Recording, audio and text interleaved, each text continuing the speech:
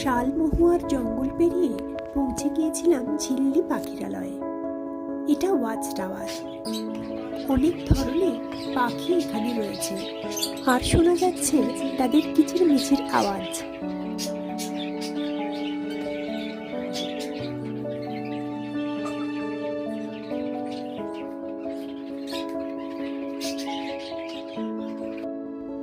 Watch tower থেকে দূরের জলাশয়গুলোকে দেখতে ভারী ভালো লাগছিল।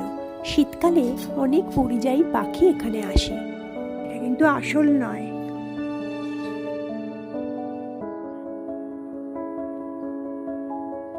জায়গাটি ঘুরে দেখতে অনেকটা সময় লাগে, তাই হাতে কিছুটা সময় নিয়ে আসাই ভালো। এখানে আগে বোটিং করা যেত, তবে বর্তমানে বোটিং বন্ধ রয়েছে।